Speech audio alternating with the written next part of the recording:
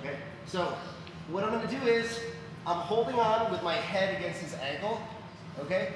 I'm gonna show it a little looser at first so it's easier to see, but when you're really doing it, try to glue your head to the ankle, okay? So what I'm gonna do now is I'm gonna take this foot and I'm gonna put it on the side of his, sort of where the hamstring meets the glute on this side, okay? So I'm gonna go right here, okay? When I go here, then, keep a strong base. I'm gonna lift my hips up very high. Now this foot, my left foot, goes to the other, where the glute meets the hamstring from the back. And now I'm gonna go through the middle, and I put this foot to the front of the far hip, okay? Now when I do this, my left arm, okay, has to be tight on the ankle. If it's low, like here, you don't have a lot of control of the leg. It's gonna be pretty easy for him to get his knee out of my knee line.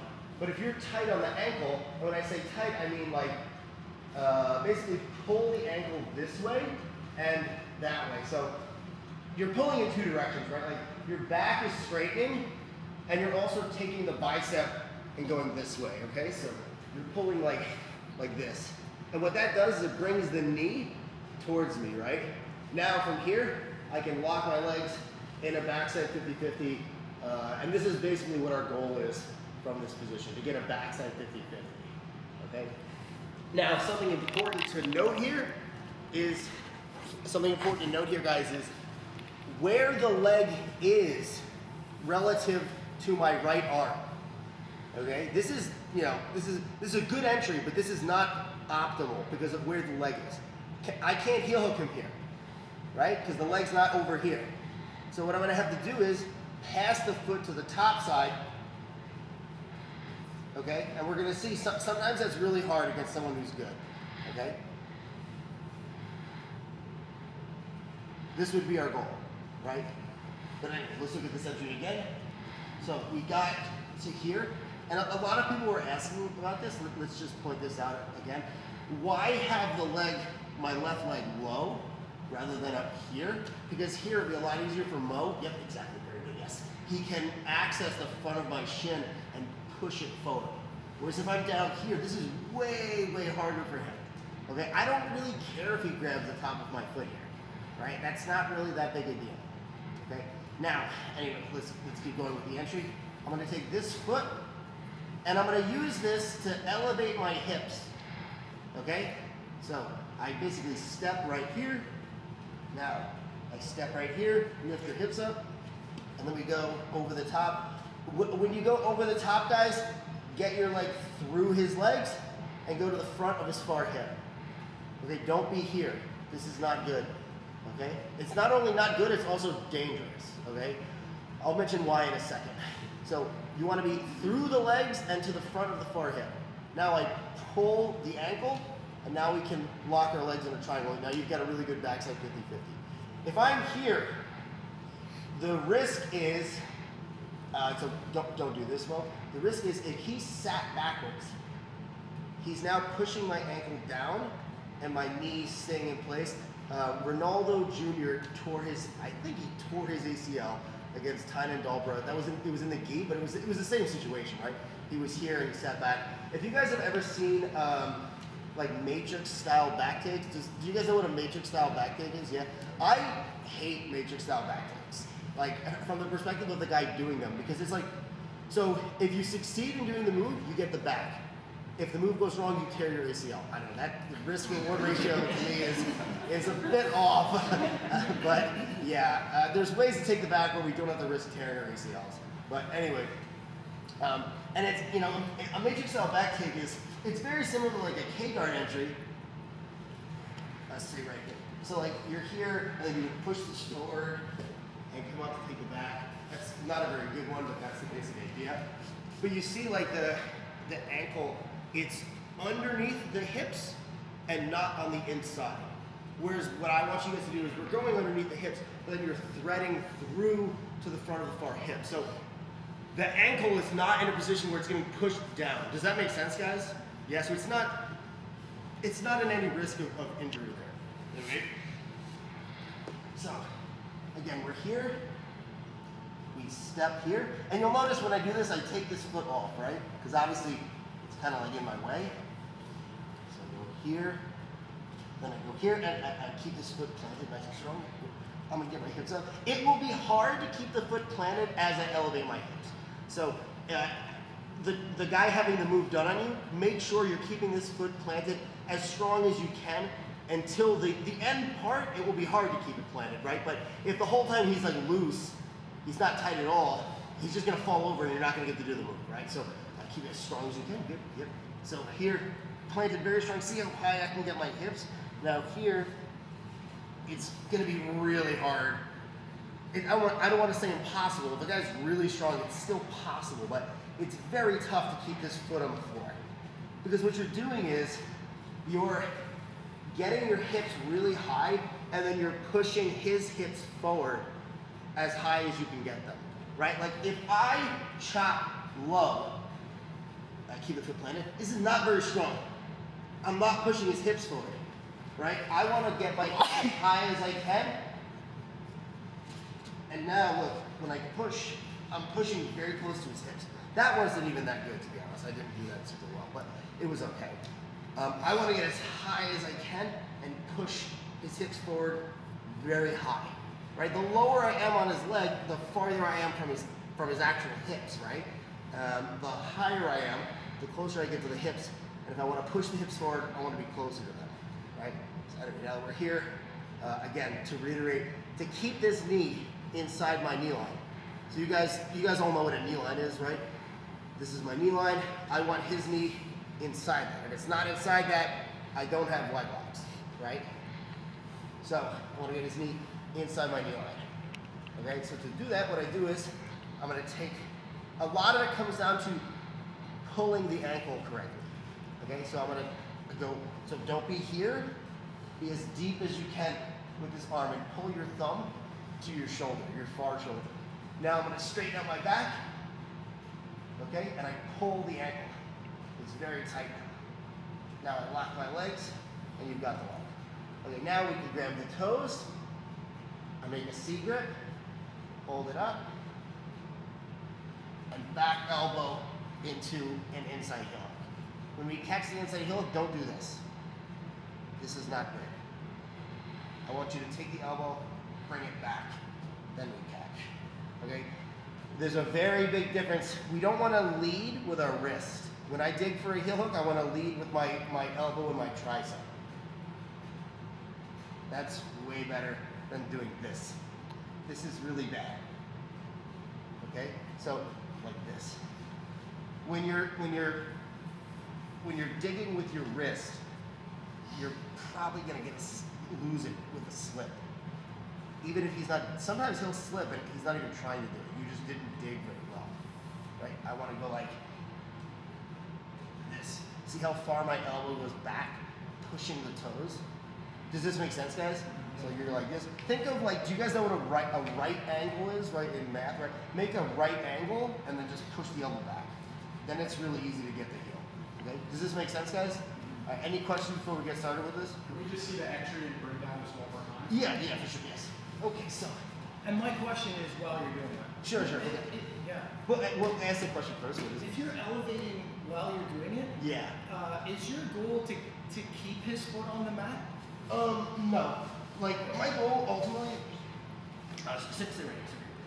My goal is to get, I want to create what I call meaningful pressure to the back of the knee. I want to push the knee forward, right?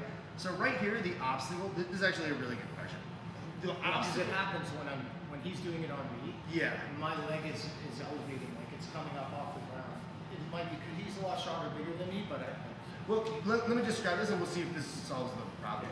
So what I want to do here, I want to get weight off the foot to like, you can see here, there's no space to get a heel hook on, right? That space is occupied by the floor.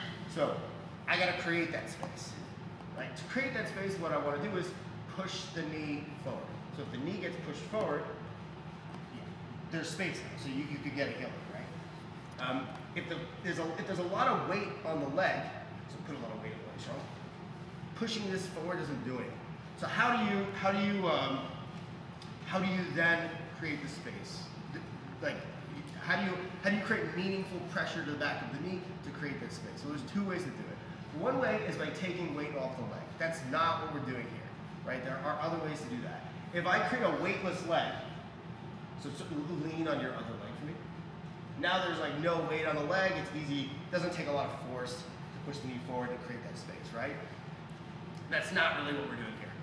What you're doing here is you're getting your hips so high that you're pushing closer to the center of his, like, maybe like the center of his mass, basically, right? Like you're pushing closer to his hips, right?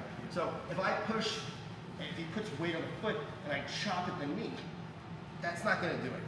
But if I get my hips up and I push the hips forward, now, does that make sense? Yeah, so that's what we're doing here. But does that answer like what's happening? It does. Yeah, okay, good, yeah. Again, there are many ways to create a weightless foot and use that to push the knee forward. That's just not what we're doing here. This is a little bit different, right? What I want you to focus on here is, Take your time with this. It's a little hard when you first do it. Step in here and give me a wide sense. Step. Sorry, a little bit closer. Hips up, and then over the top, right? And then that will push the leg forward. So come back one step. So lean backwards on your heel to keep weight there. Yes, very good. Here, see how high my hips are? Now here, look. That my right leg. So this is, we call this an outside reap. My outside reaping leg. The point of his hamstring that it's hitting is really close to his hips, right? That's what you want. You want to hit right here. If I hit here, it's gonna kind of be weak. And against someone good, chopping there, you're not gonna get it. It's not gonna work. You need to be high, and that will push the hips forward. Does that make sense? Yeah. Make sense, guys? Yes? Now I'm going to show you guys the match from where I stole this sequence. Okay, so this is Mikey Musumeci versus Lucas Pinheiro at Who's Number One.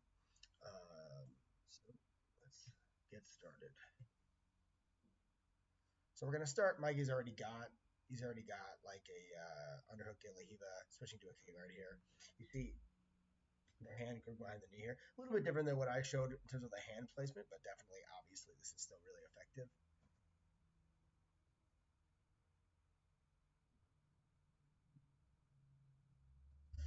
So let's go back and break this down now.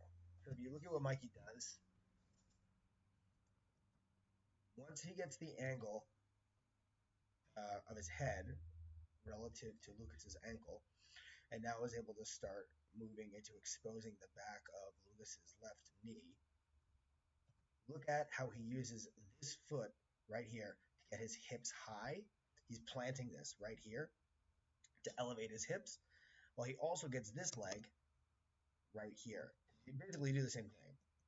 And then he goes into a backside 50-50 very high on Lucas's hips. Okay. Now here Mikey does something a little bit different from what I showed, but obviously this is also a very effective like alternative. He goes to a double 50 is what this position would be called here, where both of your legs are kind of like behind the back of the guy's knee. Okay. There's pros and cons to this and the backside 50-50. I wouldn't say either is definitively better than the other. They're both very good. There are certain differences, but both very good. Okay. Here, ultimately, the left leg of Mikey, is it the right leg? No, that's the left leg. Yeah, the left leg of Mikey is in like it's the same spot it would be in a backside 50-50, right? Where the goal here is going to be to push Lucas's knee forward to take the foot off the floor, open up space there for a heel hook, or maybe Mikey's going for a Mikey lock. I actually don't remember which of those he finishes in this fight. Here you see at first he has a little bit of difficulty getting the foot off the floor, right? But then he readjusts the angle of this leg. So this is one advantage of the double 50 here over the backside 50-50 is that if the guy plants his leg, having your like far side leg on the inside here can help you readjust. It makes it harder for this guy to backstep and therefore like square his hips up with you, right? So if you don't get the initial So when you initially chop, let's watch right here. When Mikey chopped with his leg, the outside reap, because Lucas is leaning back on the heel here, he's not able to really. He's leaning back, and he has this leg kind of like braced backwards over there. So he actually has a pretty good base of support that makes it hard for Mikey to push him forward. Normally, you're gonna be able to push the guy forward if you get this leg up really, really high. Like if you saw when I was demonstrating on my partner at that seminar, he was having a hard time standing before I even really did the move, right? Like if you get your hips sufficiently high enough, it's very difficult for the guy to keep weight of that foot. But one way they can do it is with this posture here. Okay, Mikey's adjustment that he makes, a really nice adjustment, is he uses double 50 to get weight off the heel. And then I think, so this is just my guess, what it looks like here is that Lucas sees the writing on the wall. He knows that his weight is going to get pushed forward, so he backsteps in order to try to, if he gets his weight pushed forward, there's going to be a big window where Mikey could potentially gain a heel exposure or a Mikey lock. Okay, so what Lucas does is he backsteps because he knows he's going to get pushed forward, and now putting your hips to the floor when you're defending leg locks makes it much easier to pull your knee laterally out of their knee line, so like in a straight line backwards, right? Whereas here, for Lucas to get his knee out of Mikey's knee line, he'd have to do one of two things: push Mikey's legs down and then try to find a way to back step or front step out. That's fairly plausible, or hop up and out of the leg entanglement, which is not really very plausible. Okay, because he feels here, I think, and this is my guess of what's going on in his head, I think he feels as if his weight is going to be pushed forward no matter what he does, and his hands are going to get placed on the floor. And then there's going to be no weight on the foot. There's going to be space there. Mikey could expose the heel. So he says, okay, it's going to happen. I can't stop it at this point. He backsteps, try to put his hips on the mat. So now look, he was pushing, or he still is actually. He's pushing to try to get his knee in the knee line. It's a lot easier to do that when your hips are on the floor. But just watch the finish. Not the main focus, but it's still nice to see. Mikey catches the heel. Is able to get, looks like a very strong heel hook.